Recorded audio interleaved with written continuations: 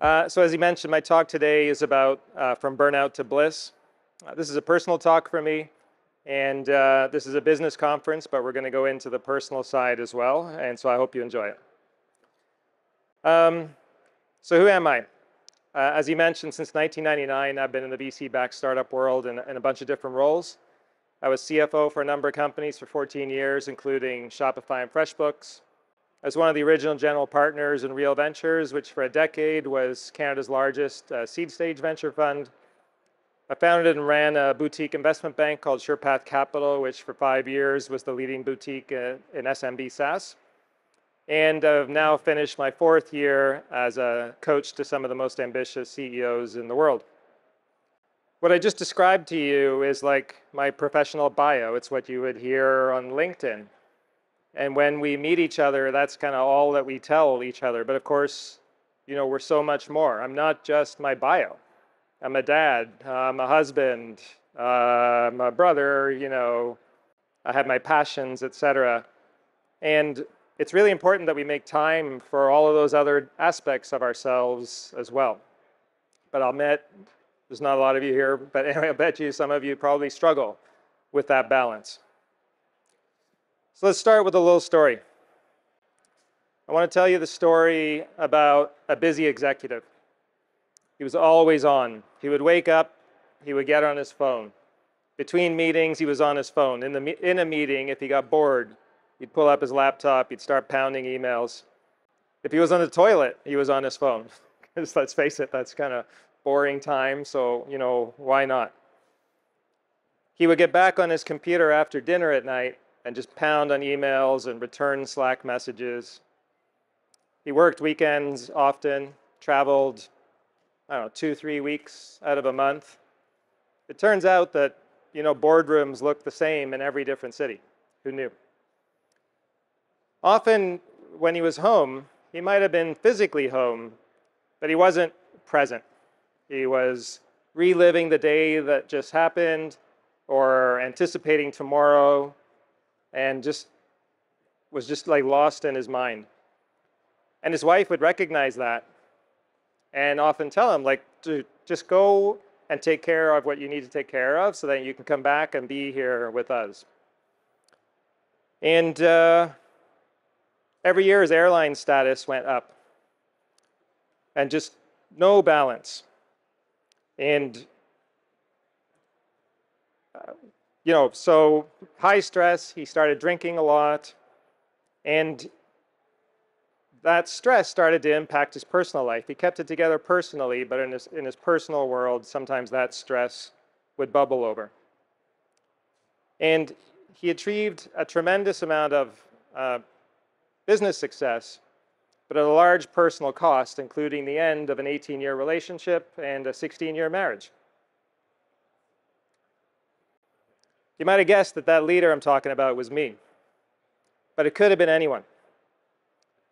Many of the CEOs that I serve come to me, in fact, because they just can't keep up with the demands of the job, and they're burning out. This photo, I took this photo, well, this photo was taken of me in January 2019. We had just finished a really great year for our investment bank in 2018. It was our best year ever. I had an office in Toronto where I was based, office in San Francisco. I was going back and forth all the time. Clients in Europe. I was doing 6 deals at a time. If I was awake, I was working. I felt like I was at my peak as a banker. But this is also the same month that that marriage ended. And so this is an important kind of, I guess, turning point in my life. I wouldn't be here in front of you today as a coach if that hasn't happened. And I've learned that everything in life happens for us, not to us. It doesn't always feel that way in the moment. But when I look back, 100% of the time, it feels that way. So let's talk about, I guess, the normal, you know, quote unquote normal that we face here in the startup world. There's this, the startup world is unfortunately quite male. There are 3 women here in this audience, so the ratios work out. So I'm going to stereotype here. most of my CEOs are unfortunately male, and they identify themselves with like their jobs and their roles, and they give everything to it. And we have this like bro culture, like, oh, I'll sleep when I die. And when you catch up with someone who you haven't spoken with in a while, and you're like, hey, how you doing? Like, oh, I'm so busy. He's like, oh yeah, I'm so busy too. It's like we celebrate busyness. And we use coffee, right? We need coffee to get going in the morning. We need coffee after the afternoon slump. If we have coffee too late at night, we end up taking sleeping pills to help us get to sleep. By the way, you don't actually sleep, you just sedate yourself. There's no recovery at all that comes from sleeping pills. But I'm not a doctor, so don't listen to me. And so this kind of bro hustle culture, I feel like it's getting a little bit better since COVID, but it's still pervasive. And it's deeply healthy. And as a CEO coach, I'm told not to ask questions that begin with the word why, because it makes clients defensive. But I have to ask, why is this normal? Why is it that is it accepted to live in this deeply unhealthy way? And the truth is, it's not just founders, but I think as a society at large, we live in this kind of fight or flight mode. And this goes way back to like, I don't know, when we lived in caves and you might walk around a corner and there'd be like a saber-toothed tiger there. And we don't have that level of danger anymore, but we act as if we do.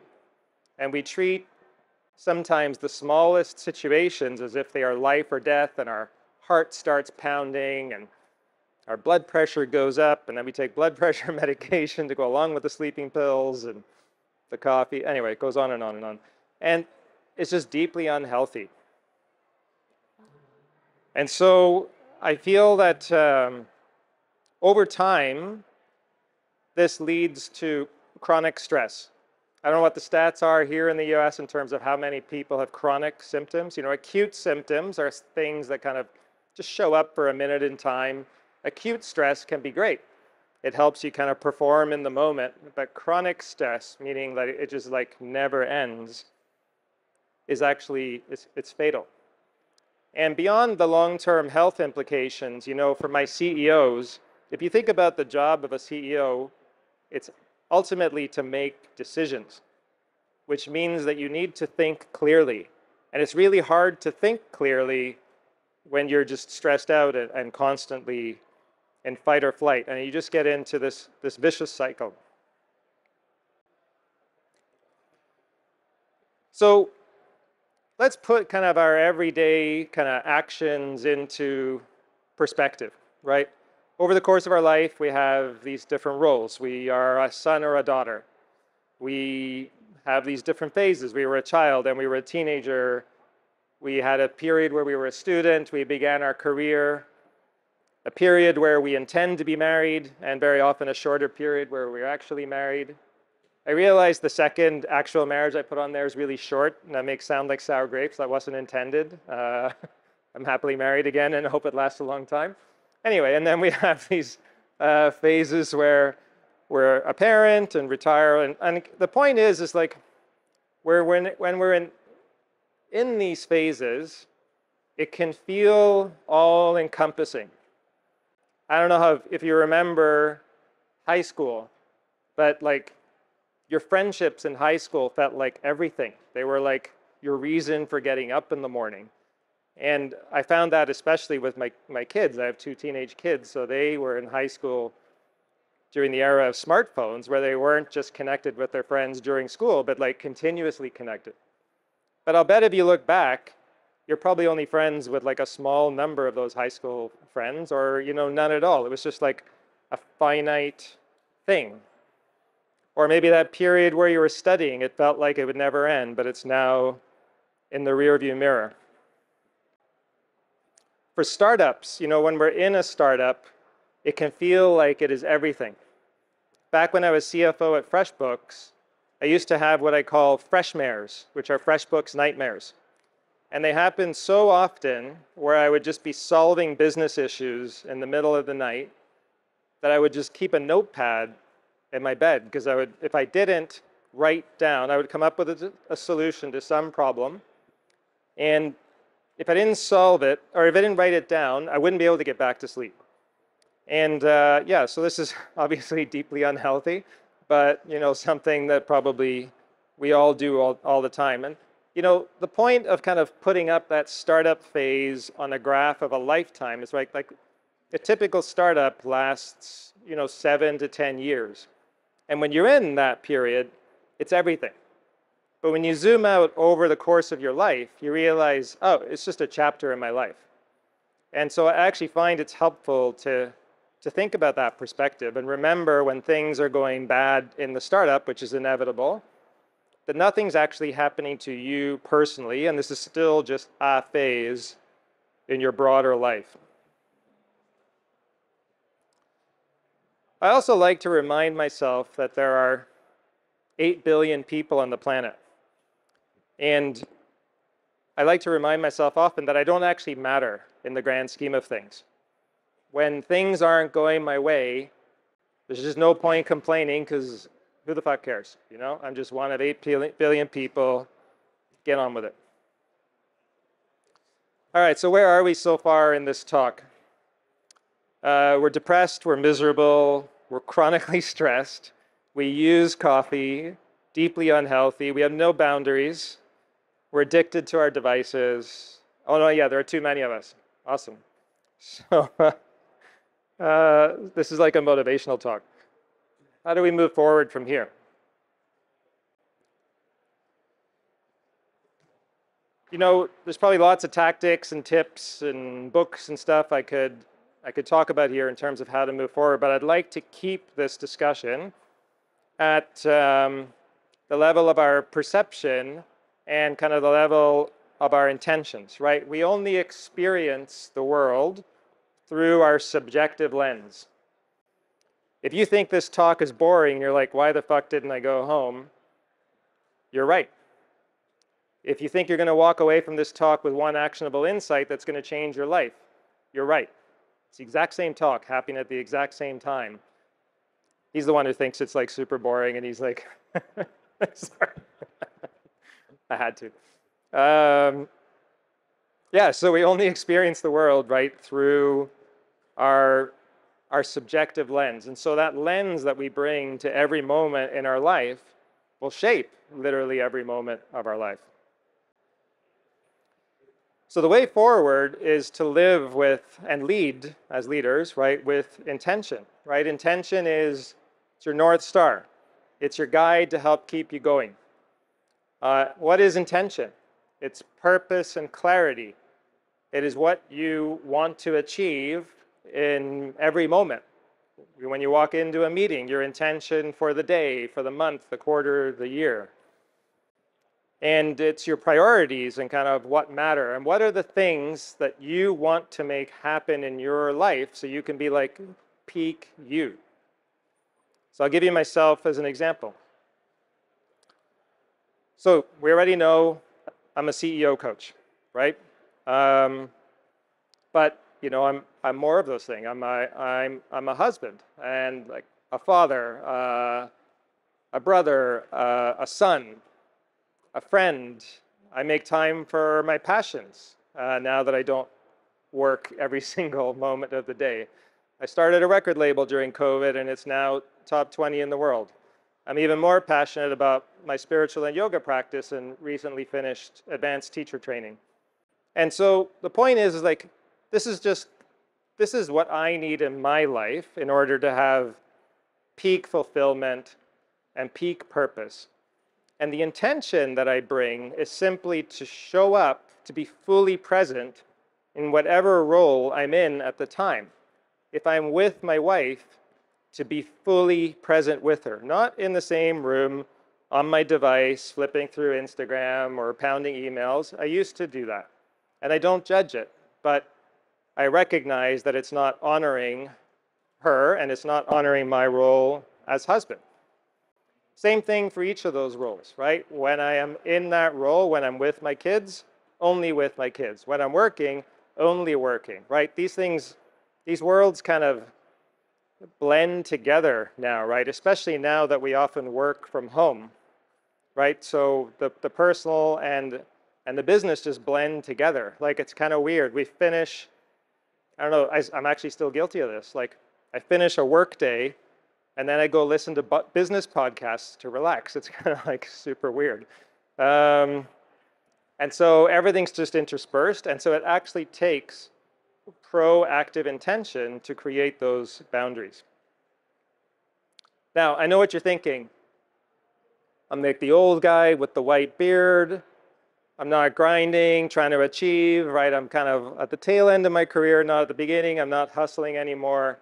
And I fully respect that anybody who achieves greatness in life is not fully balanced, right? Malcolm Gladwell talks about 10,000 hours. Well, right, to master, that takes 10,000 hours. That's like a long time. And so I recognize that and I deeply respect it. The thing I guess I'm saying is, if you need to be unbalanced for a period of time, that you do so intentionally. So like, let's say you're in a relationship and you just need to go deep for a period of time, you're like fundraising, maybe you're launching a new product, then don't just, go and do that and not talk about it and then have your partner resent you. Instead say, listen, hey, for this period of time, I just got to go all in on the business. Are you cool with that? What do you need? So that you just negotiate, talk it through.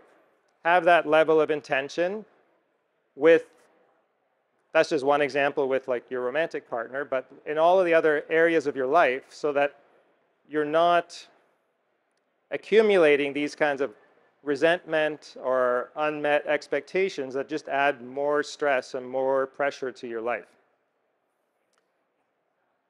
Here's an example, I guess closer to home, of somebody who's clearly achieved a tremendous amount of success whilst having boundaries.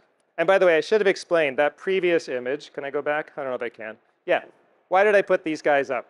They're just highly visible examples of people who have achieved greatness whilst at the same time prioritizing family as simply one aspect of balance. So that's why they were there.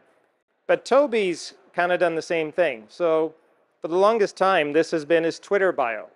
I'm a CEO by day, a dad in the evening, I'm a hacker at night, right? He runs a company with over 10,000 employees. It would be so easy for him to just let that role just consume him. But from the earliest days, he's had these boundaries, right? He has a finite period of time where he works. I just saw him a week ago Thursday. He works harder than ever. But there's a period of time where he works. There's a period of time where he's with his family. And then there's a period of time, for me, it's music and yoga. For him, it's hacking so he can stay on top of the latest technologies.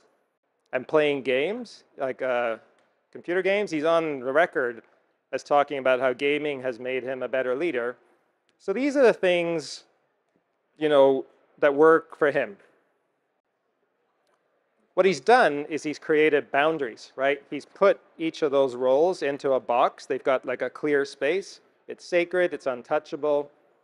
And I recommend that we all do that for all of our lives. This is an exercise called Wheel of Life, or Satisfaction Wheel, right? These are just different examples, but you all have different areas of your life. You have your company, if it's your company, or your job, if you're working inside somebody else's company. You may have, money is important, health is important, family is important. Whatever it is, whatever dimensions resonate for you, assess where you are on a scale of 1 to 5, 1 being completely in the shitter, 5 being perfect. Where are you today, and where do you want to be in a year? Now, I think where a lot of people go wrong in terms of affecting personal change is they try and move every single one of these spokes on the wheel at once. And that's just not possible. So really what comes out of this self-reflection exercise is a lifelong journey of, gradual habit improvement. Take one of these at a time and move them forward. And when that's in a good place, go and move the next one. So it's not about doing it all at once. All right, I'm going to get woo-woo on you now and talk about the force. You probably noticed these times where everything in your life flows. Things just come easily. Work doesn't feel like work. Customers just come in. Relationships just go, great. You're filled with opportunities, deep relationships and happiness, etc. And that's because you're in flow. You're in flow with the natural kind of balance of the universe, right? Intention is a force that exists in the universe, and it can actually be harnessed if your intentions are pure. So what do I mean by that? If you've got a business that's trying to get old people to give you credit cards with text scams, well, the universe doesn't really want you to succeed with that. But if you're doing something that's really positive, then the universe actually does want you to succeed. And that can create a ton of momentum if you can tune into that. And I've experienced this myself in many, many areas in my life. So, just to recap, right?